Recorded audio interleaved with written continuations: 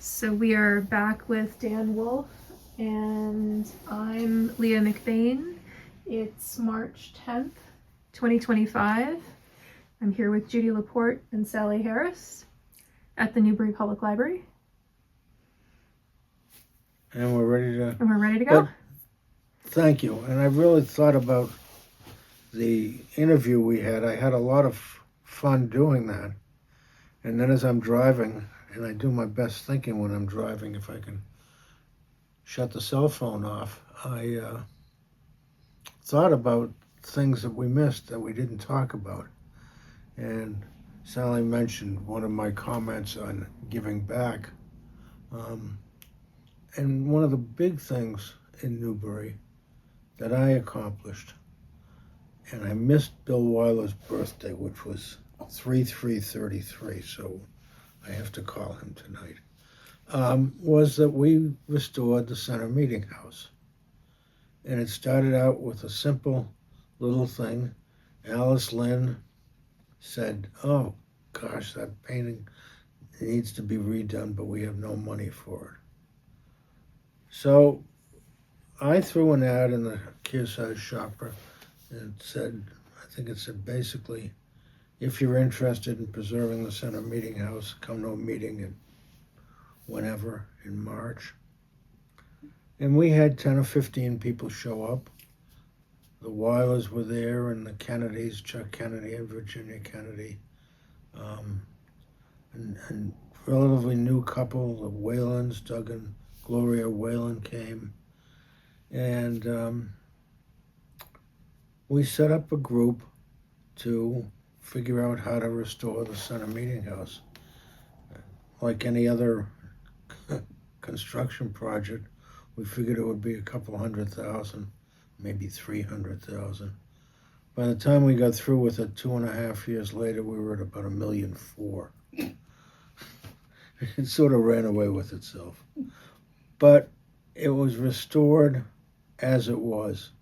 We didn't shortcut, we didn't put vinyl siding on, we didn't want to do anything that was there that distracted from the original building. 1787, I believe it was built. It was taken down, it was up on the top of Bly Hill, and it was taken down, and then those beams and trusses and everything else were used to make the existing building. And over the next 2.5 years, 3 years, we got a grant from the L-Chip fund. So when you see these L-Chip license plates, you know that it went for there. The town gave us $100,000 if we would raise $200,000. So between the L-Chip money and the town's contributions, and then we sold pews. There were 42 pews at $5,000 a piece. And gave us another $200,000. And then there was some wonderful, wonderful, generous people in town that brought the project along. And we finished it just about 10 years ago now. So that was something that was really wonderful for me to drive by there at night and see that building lit up. So I was thinking about that, and it's just a wonderful, wonderful thing. And the center of Newbury has really been resurrected. You have the new fire station, the new police station, go back to history with the town hall, and then the selectman's office, or the town office, I don't know what the proper term is. And that used to be grades 4 and 5, or was it 1 through 3? 1 through 3. 1 through 3. Oh, that's right, because Bev used to come down and read to the story hour with the kids, the first graders. And then, so there's been changes, but the guts, the core of the community has stayed the same. So that was one thing I wanted to go back on. And I started then thinking about the stone barn that belonged to my uncle, who lived in North Newport at the time and then came to Newbury, etc. But that was a place where people would collect butterflies and Queen Anne's lace. And he was in the plastics business. So they took that stuff, Queen Anne's lace is a flower, or a wildflower, and they put it on paper, put one piece of paper and another, and they stacked it up and they dried it. And then it went up to Sanford, Maine, and it was put into plastic. You look at a sliding door in a shower, in a bathroom shower, that was from there. They had a number of butterflies. I'm not sure the butterflies were all caught here, but there were some people were running around with their nets getting butterflies. And there were other sorts of wildflowers that was put in it. So that's where the stone barn was used. Dan, can you talk a little bit about the stone barn, like what the history of that stone barn is? I don't know much about it. That was part of the Hay estate. Yeah. But I don't remember that. Did your uncle buy it from the Hays? I believe he bought it from the Hay family. But there might have been somebody else in between there. Okay.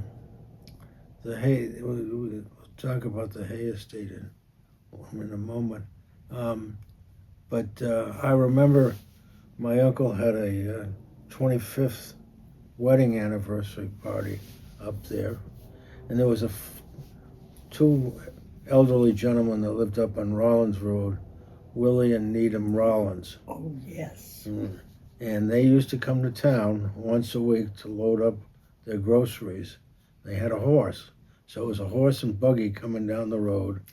A lot of beans that went into the back of that wagon. That's when Arthur Larson ran the store. So I remember my uncle had a lot of city folk at his 25th anniversary party. And Willie and Needham were out there giving horse rides in the wagon. Yeah, they were right up across from where Cal Pressman lives. Actually, where Colin Nelson lives. Yeah. That was the Rollins boys. Simple old folk and just did their thing.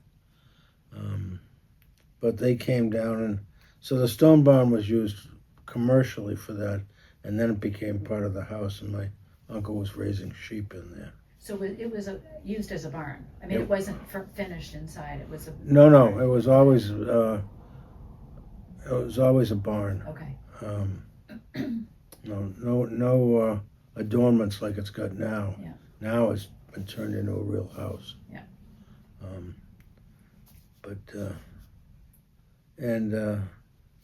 Then Mrs. Hay was here for many, many years. I went down there and saw Mrs. Hay, and then at the same time you had Mrs. Bowles, two ladies. Mrs. Bowles had a wonderful, wonderful Irish cook, Nellie, and her sister Breda Lynch, and Mac. Mortimer McQueston was Mrs. Bowles, I guess houseman, whatever you call Driver, it. Driver and protector and helper. Yeah, and did everything. I remember him telling me one time, I had to go down to Boston, and she was being audited by the IRS, and I was told to bring all the stock information. Well, I didn't know what they wanted, he said to me. So I went into the Sugar River Bank and filled up 2 valises. I remember him saying, 2 valises full of stock certificates. And he went down to the accountant in Boston, and the IRS, and he said, what do you got in the valises? And he opened them up and outpoured all of these stock certificates. It went back 75 years or something. She was quite a package. She had a horse, had a sugar house there on the property, which I ultimately bought from her. So is where you're living now, where Mrs. Bowl? Mrs. Bowles lived on the lakeside. Okay. Okay, I live on the poor man's side of the road. We stay out, differentiate Bowles Road. Taxes are different on the water side. But yes, she was there, and she had about 300 acres. Mrs. Hay had almost 1,000 acres. It was 600 across the street. Yeah. And then Mrs. Okay. Bowles never had a maid, did she? She had a cook. she had a cook, and she had, no, at the end she had a, Nellie's sister came and did some housekeeping along. They had a parrot, Tony the parrot, when I would go down and visit her. The parrot would say, "Now, another visitor. Now, another visitor." So she always had visitors. Great, great lady. Her husband was a congressman, a U.S. congressman. And when Mrs. Bowles died, he died in 1936, something like that. They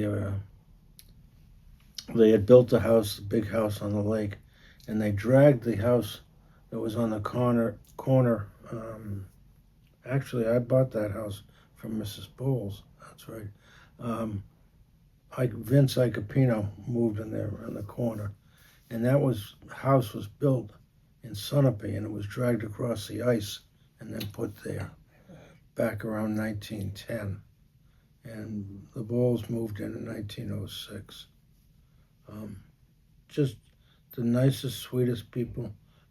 But she was a single woman for over 50 years. Wow. And you got to figure they went through the Depression and everything else.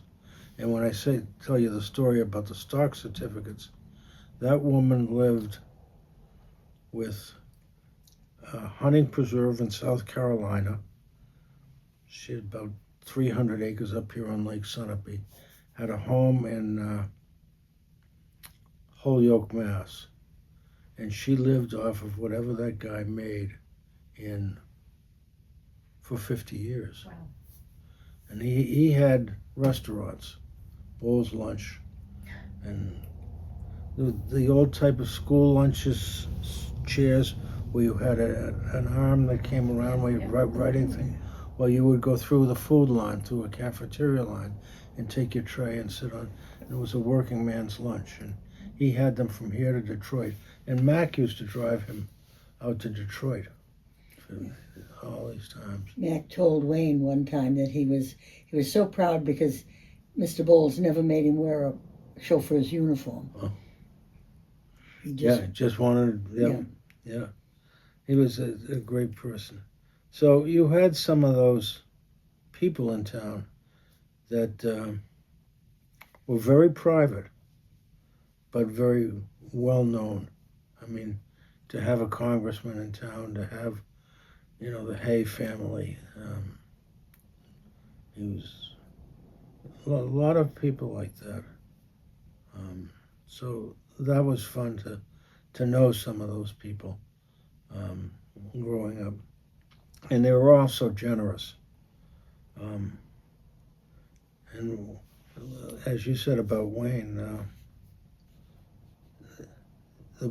they'd do anything for those people, and not just because they were well off financially, but they were really good people, friendly people, and willing to give back to the community a little bit.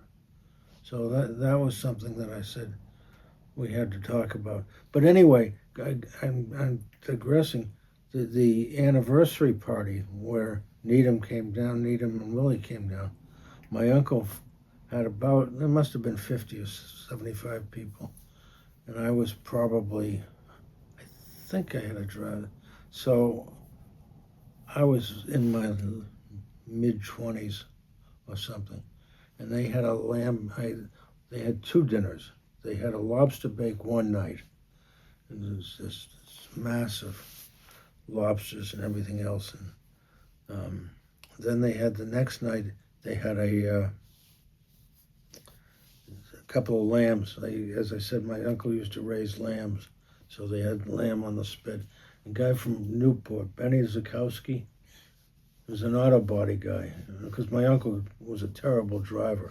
And he was always getting the truck repaired, dents knocked out of it. So he had Benny come in, do the lamb right on a spit. I think they did 2 or 3 lambs that day. It was just great. In these stories, I'm sorry that this is so disjointed, because I should have had something to organize it. But growing up around here, it was just fun. Spent a lot of time on the lake with Wayne and things like that. And I was now getting in, because we were in transitioning from Sunapee to Newbury. And there was a weekly water ski show. Most of them were in Sunapee Harbor, but we came down to Newbury twice in the summer. They did barefoot skiing. They had a jump where they used to go up and over. Had a clown act. Catherine Holmes used to be in one of them, where we did a 6-man pyramid, and pulling all those ropes. So there was always something to do on the weekends, midweek. And I think about those ski shows. I think about the roller skating rink in Sunapee Harbor that Larry Bonner ran. So we never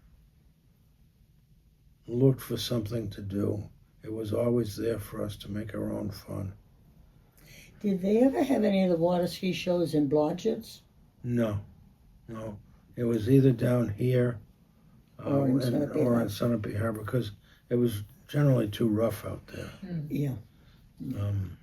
So they never moved it. But I know it was a project to move it down there, and the water ski shows were free, and those of us that were part of the ski school would go around with a cup in hand looking for donations, and that helped pay for the gas and that sort of thing. So, yep. And 2 of the boys that took part in the water ski show would go in the winter down to Florida and perform down there. Yeah, those were the Cavicchio boys. Yeah. From Sunapee. So there was a whole bunch of people. A lot of people from Blaisdell Lake. Mary Ellen Wright. I'm trying to think